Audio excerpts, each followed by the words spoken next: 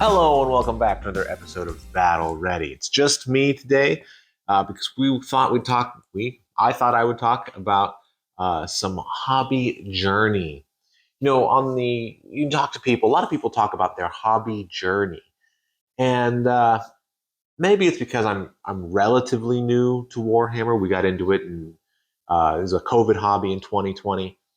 But I don't know. I don't get the idea of a hobby journey.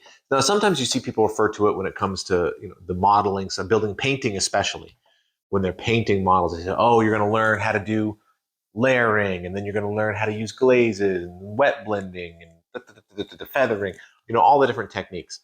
And that's certainly true that there's a journey there, I guess, to the extent that you want to take it. But for me, I really, really like Warhammer because I love the game. And now part of that game is you get to use these really cool plastic toy Soldiermans, right? Dragons and ogres and rats and all kinds of cool stuff. That's part of what makes it so cool. So building and painting, you want to paint them well, right? You want to paint them good. But I feel like, I've done a lot of painting. I painted up several armies, and before that, I was into board gaming. A lot of mini games have minis. I painted up those. So I've got a lot of painting, and I am not a display painter at all, let alone any kind of competition or anything like that. I would not qualify for any of that. But um, the place where I am, I feel like I can do pretty good tabletop quality miniatures that from tabletop distance when you're moving your little toys around on the battlefield really look sort of good and really add to the flavor of the game. And so even though I haven't been doing it that long, and now from time to time, especially on a hero figure or a bigger beast monster model, sometimes I will take a little extra time and try to do a little more blends or do a couple extra layers of things and that sort of thing. So it's not as though I never use those techniques. But when it comes to painting, generally, I feel like I'm not on much of a journey. I'm not aspiring to be that much better of a painter. And that's no shade on anyone who is. I mean, if you want to be the best painter and have the absolute best looking models, or if you're really wanting to enter some painting competitions and see what you can do, awesome. Awesome, awesome, awesome. I think anytime you're developing a skill, whatever that skill that is, anytime you're developing a skill, that's a huge journey because you go from thinking you're pretty good to then learning a little bit more and realizing, oh, actually, I know nothing. And then a slowly climb out of that pit as you gain confidence and competence. And for me, I know where I'm, barely, barely on the upward trend of that, but I'm pretty happy there. I feel like I have reached a place with my painting that gets me the results I want. I want models that look good on the tabletop and don't have obvious, paint in the wrong spots or primer showing through, or it looks like a good finished model, and that I'm happy with that.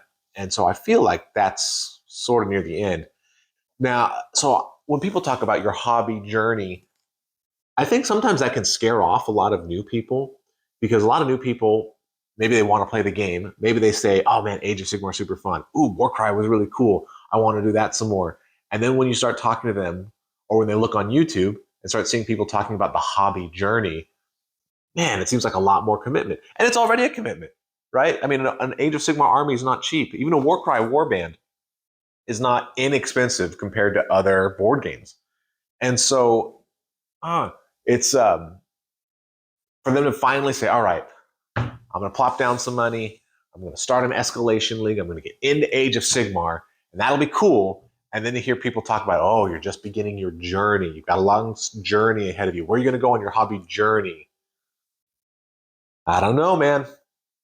I think that could scare a lot of people away, particularly casual people who are looking at Warhammer or any kind of miniature wargaming as a thing to do, as a cool game, as a thing to, this will be fun. This will, kill some time on the weekends. Give me something to do on Friday nights when I'm not already doing other things. But they're not looking to invest everything they are into this one hobby. And they don't want to go on a journey. They want to have a fun thing to do. Now, that said, I think there is a way that basically everybody who plays games, particularly miniature war games, goes on a journey. And that is, when it comes to the kinds of games you like and when it comes to the kinds of things you want to, dip your toe into. And for me, like I said, I haven't been in the hobby long. I recognize on this particular journey, I'm pretty new, pretty still discovering things.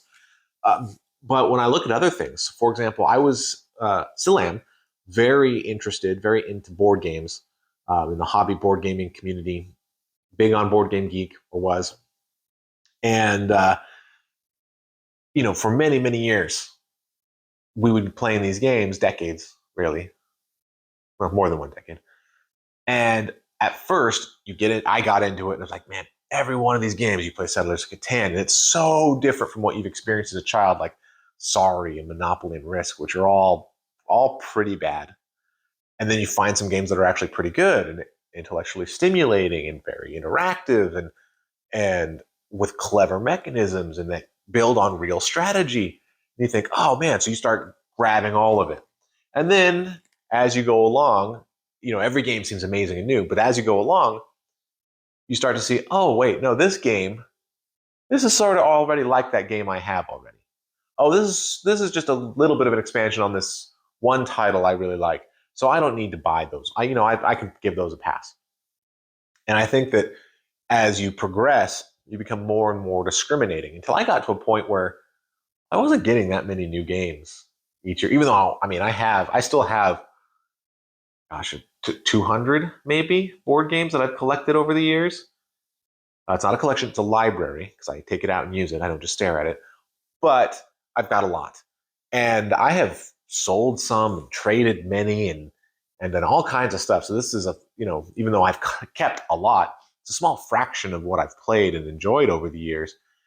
And so, but I've gotten to a point where I don't really need to buy that many more games or play that many more games. I sort of, every time a new game comes out, unless it's wildly different or provides some kind of amazing experience that I really don't have an analogy for or an analogous game, I feel like, I don't need that. And I imagine that that's how it is for people who are involved in miniature war games. I think a lot of people probably start with Warhammer, 40K, Age of Sigmar, whatever, but a Games Workshop product because they're the biggest player in this field. And so I would be shocked if somebody, well, not shocked, but I think it's probably unusual for somebody to come to tabletop wargaming from a different source. Although maybe Star Wars Legion has gotten a lot of people involved. Or actually Star Wars X-Wing sort of is basically a miniatures game, right? And I did play that before I played Warhammer, so okay. But once you get there, you might play, I want to play a little bit of Malifaux because it's got this cool card thing. Oh, I want to play a skirmish game, so it's a little bit shorter. Oh, I want to play a big army game so you can really feel like you're a general on the battlefield. Oh, I want to do this. I want to do that. And I think at first, everything seems sort of cool, right? You want to get a little bit of everything, or at least try it out. Have a friend, go to the game shop, try a game of Kill Team. Go to the game shop, try a game of Malifaux, whatever it is, and have those experiences. Get a Star Wars Legion group. And then I bet that over time, you start to winnow those things down. Over time, you start to say, oh, you know what? Turns out I really like army games more than skirmish. Skirmish games just don't give me enough. Or vice versa. You're like, oh man, army games are so big and such a time commitment. I really prefer skirmish games. So I'm going to head in that direction. And then when you do, maybe you stick with Games Workshop products because they're easier to find games for or you like them the most. Maybe you venture off in a different direction because that's what people around you are playing or because you like them better. And that's fine. I think everyone will go through that journey as they find, they go from just loving everything, becoming more and more discriminating as you find the particular things that you like best and can really focus on. That's a journey I think everybody goes through, no matter what what hobby you're talking about, right? You start thinking every fishing rod is cool and you just want to be out on a boat with your friends. And eventually you start learning, oh no, I want this kind of reel. Oh no, these lures are actually a little bit better. And so you get into until you hone into the sort of thing or things that you like. So in that sense, I think everybody does go on a hobby journey. But I don't think everybody is looking to, or should be even, looking to improve every single skill involved in the hobby. This hobby has miniature building, miniature painting, it's got collections, it's got gameplay, it's got books and lore. And there are a lot of people. I mean, I love lore, the lore that I've read. I'm certainly not a completionist, but I've read a lot and I really enjoy it. But there are people who have read like every book and they're walking trivias of the mortal realms, which is so cool. I mean, I think that's awesome. But that's how they enjoy the hobby, right? And I feel like there's too much. There's too much for you to do everything 100%, unless this is your whole life. And it's a hobby, it shouldn't be, right? Family, friends, work, other things are much more important, even though this thing is really fun. And so I feel like when it comes to building, when it comes to painting, you want to, everybody starts down here and you want to reach a certain level of competence. And for painting, I feel like that's the level that makes you happy and achieves your goals. Now, if your goal is to have a beautiful display case and you can show your friends some amazing artwork that you've done on miniatures, that's great. If your goal is to enter and win competitions, that's great. Or maybe you're a commission painter or want to be a commission painter and make a little money on the side painting minis for people. Super great, right? Nothing against those. But I think for some people, for many people, I think that want to play the game, people that are gamers first, a lot of them get sort of, I've seen it, just even in the small time I've been in the hobby, I've seen people sort of get distracted. They look on in the magazines, they look on YouTube, they see the amazing, amazing painters that are out there. And they're like, well, I got to get, that's what painting miniatures is. I got to get to that level. That's what I should be doing. And that's not the way to go, unless that's your goal.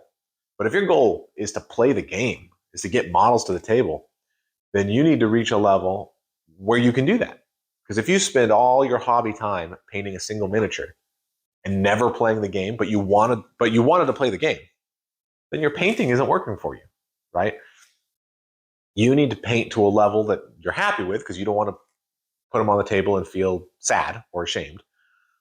But you want to get to a level that where you can create output, right? That should be the journey. The journey is putting stuff on the table, not learning every skill and making everything beautiful. At least that's how I feel. I want to get models on the table. And to do that, right now I'm painting up what feels like a million ogre gluttons. I actually painted 80 zombies for our Soul Blight army. That is certainly a lot of zombies. Feels like a lot of zombies. And, you hit the details, but I make ample use of contrast paints. I find that contrast paints with a little highlighting is great. I think that sometimes with these ogres, I'll put little knives and stuff on them, but they have little buckles and things like that. I got to tell you, from them being on the table, you don't see a lot of that. So when I paint the buckles or when I do the little details, I don't always put every detail and highlight each detail and do those sorts of things because none of these models are going to be in a display case. None of them are going to have a picture in a magazine. So I've gotten to the level where I realize, hey, this is something I don't need to paint. Not important to me. This is not a display quality piece. And he's just one guy that's going to be in a unit of 10 guys. No one's going to see that. And that has helped me to sort of move things along and get more models on the table, which is my goal. So the journey, a hobby journey for me, is to play lots and lots of games. That's what I'm looking forward to. And unfortunately, or fortunately, I sort of have a little, it's hard for me to stick down and like really do one army, play 3, 5, 10, 100 games in a row. It's like, my army is the Stormcast or the Seraphon or whatever. And you get to know them perfectly. I really prize variety. So I tend to jump from army to army, play one here, one here, one here. And so I don't always remember all the rules or everything like that, but I'm getting the games, I'm getting the variety, and I'm getting the joy that I want. And so it's serving my goal. And my goal is the important part. I don't need to level up anything. I don't need to level up my painting or my building or spend more time filing mold lines. None of that's important. What's important is the goal. For me, it's the game. That's my goal. And the rest of this is just what helps me get the games, or when reading lore or whatever, enjoy the games because I see more of it playing out. So hopefully, I hope that helps anybody who's thinking about their hobby journey. I also wonder, at this time of the year and the beginning of the year, people make a lot of resolutions, maybe by this time breaking a lot of resolutions. And I don't want anybody to get discouraged by thinking, I'm not getting anywhere on my hobby journey. My painting's the same quality it was last year, and my building's this, or I haven't painted as much as last year because work picked up or whatever. Don't think of it as a hobby journey that's where you have to get to an end. You're getting to a destination. It's just a hobby. It's a hobby experience. That's what we should be looking at. We should just be doing the things to get the aspect we want. If you find painting enjoyable and that's what you're here for, make some time for painting. If you find gaming enjoyable and that's what you're here for, get stuff to the table so that you can get those games in. So I'm long story short, too late. I'm not a fan of the hobby journey, of talking about it as a journey. I think it's just a hobby. I think it's just something we like to do. And that's all it needs to be. This has been another episode of Battle Ready. Thanks so much for watching.